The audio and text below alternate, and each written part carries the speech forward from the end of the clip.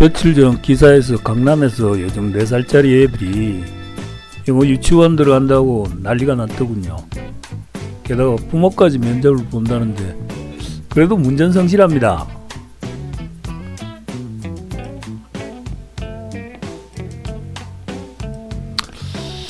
글쎄요, 내가 보기엔 백해무익하기만 한 것이 바로 선행학습입니다. 내 경험 하나 말씀드릴게요. 예전 미국 아이비리그 출신 한 명이 회사에 들어온 적이 있습니다. 중학교 때 유학을 갔다는데 영어는 정말 잘하죠. 그러나 한 가지 큰 문제가 있었습니다. 무슨 문제냐면 회사 공문을 쓰지를 못해요. 간단한 기한조차 쩔쩔 매는 데다 오탈자가 장난이 아니더군요. 이거 완전 민폐죠. 이건 마치 미국에 가면 10살짜리 애들도 영어는 잘하는데 그런 애를 어른들 회사에 집어넣은 격이라고 할까? 비유치곤 좀 이상하긴 하지만 사소라고 붙여주면 다들 고개를 절레절레 흔들고 못하겠다고 항복.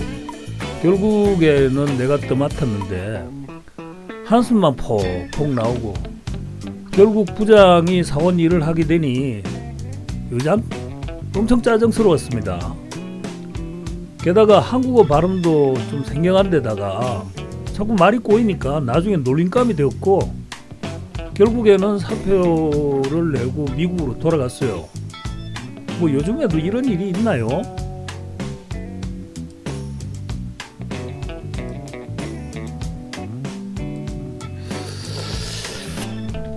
저 아이들이 지금 영어가 아니라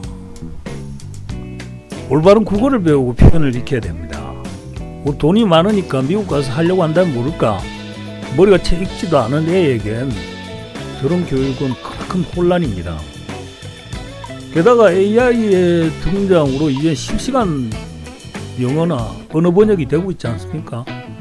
얼마 전 TV에서 본 어떤 세미나에서 대형 화면에 실시간으로 영어로 강의하는 내용이 한국어 번역이 되어서 나오고 질문도 영어로 자동 번역돼서 진행자에게 던져지고 물론 뭐 오타나 어색한 부분이 있지만 각자의 언어에 통달한 이들에게는 그리고 전문가들에게는 큰 문제가 되지 않아요. 문맥을 통해서 이해를 하거든요. 그뿐인가요? 스마트폰 하나면 외국에서도 그리 어렵지 않게 의사소통하는 시대입니다. 개나 고양이 같은 애완동물의 언어까지도 주인에게 AI가 번역해서 전달해주죠.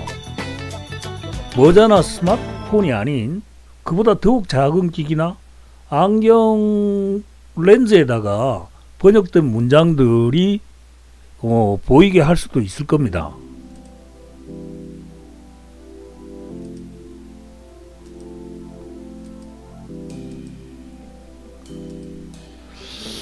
다가올 미래는 제 생각에는 외국어가 아니라 자신의 생각을 전략적으로 설계해서 논리를 갖춘 문장으로 만들어 이걸 상대에게 보여주고 설득할 수 있는 어떻게 보면 문과적 또는 철학적 능력이 더 필요할지도 모릅니다. 물론 저 부모들도 생각이 있으니 국어도 하고 다른 과목도 하겠지만은 내가 보기에는 애를 키우는 게 아니라 무슨 동물을 훈련시키는 모습으로 비춰져서 그냥 웃고 말았어요. 그리고 선행학습 때문에 공교육은 뒷전이고 애들이 학원을 전전하는 그런 삶을 산다는 얘기는 오래전부터 나왔는데 역시 참으로 안타까운 일입니다. 어떤 대학을 가느냐는 본인의 의지가 가장 중요한 법이고 그것을 뒷받침하는 건 훈련된 좋은 뇌구조입니다.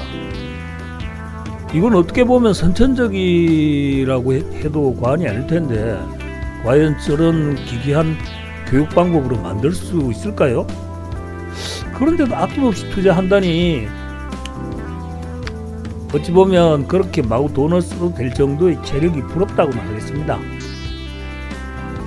참고로 저는 IQ가 108밖에 되지 않지만은 인서울 상위권 대학 출신입니다. 죄송합니다. 그리고 집사람도 국립대를 나왔고 우리 애들도 전부 인서울입니다. 뭐 그렇다고 해서 내 기준에는 성에 차지 않지만은 남들은 머리 좋다고들 하더라고요. 그럼 나도 학원 가고 애들도 학원 다 보내고? 오호, 천만에요. 전 학원을 다녀본 적이 없습니다. 애들도 태권도 하나 정도 배웠고 고등학교 가서 잠깐 학원을 다녔지만 거의 혼자서 알아서 공부들 했어요. 저도 상관한 적 없고 참견한 적 없습니다.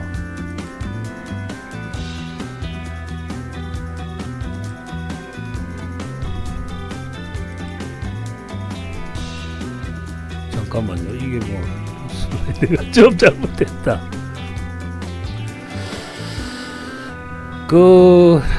당시 이제 모친께서는 안달이 나서 어쩔 줄을 몰랐어요.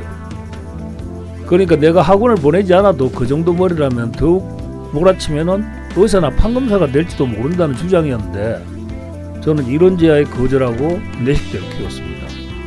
아직도 우리 모친께서 좀 착각하고 있는 부분은 뭐냐면은 당신께서 그렇게 혹독하게 밀어붙여서 내가 대학을 갔다고 생각하시는 거죠.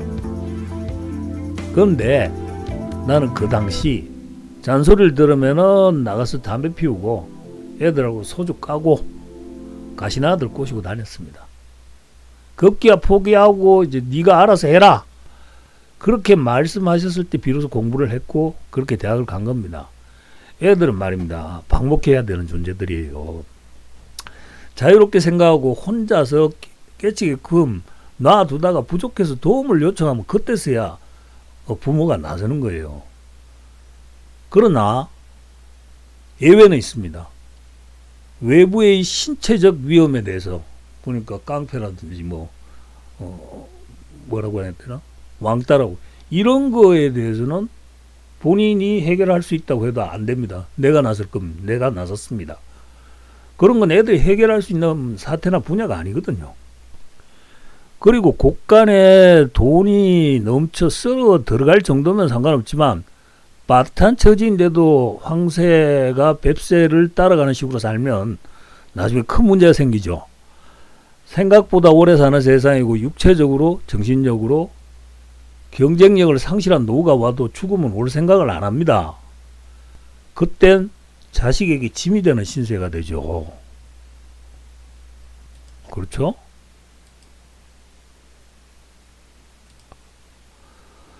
한편 또 생각해보면 강압적인 교육과 필요 이상의 간섭은 가족과 가정 내 불화의 근본 원인이고 대화의 단절로 이어집니다.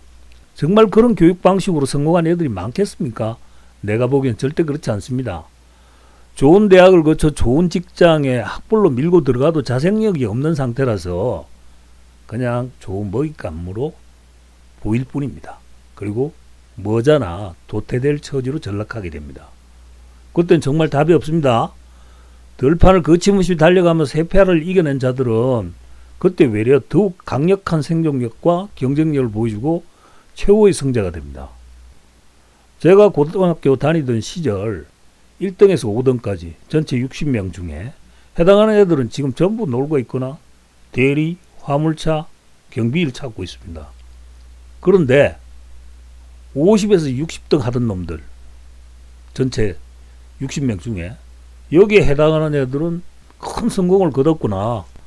자기 사업 또는 기술을 갖고 아직도 그리고 미래에도 일을 하고 있고 하고 있을 겁니다. 그렇다면 그래도 떵떵거리는 애들은 뭐냐? 그건 부모에게서 물려받은 재산덕입니다. 월급만 의지하며 살던 집안의 자식들이 앞서 설명한 교육 방식을 따라간다면 그런 풍족한 노후가 나오지 않아요. 외려 가족 모두 불행해지는 결과가 나오죠. 뭐 내가 뭐라고 남의 삶에 대해서 감나라 배나라 할 자격이 있겠습니까마는 물려받은 재산 쥐뿔도 없었지만 내가 생각한 대로 삶을 헤쳐나오니 이 나이에도 나름 경쟁력을 갖췄다고 생각하거든요. 잘 생각해 보십시오. 세월 참 빠릅니다. 금방금방 다가옵니다. 애들한테 과도한 투자는 당신의 불행한 노후입니다. 감사합니다.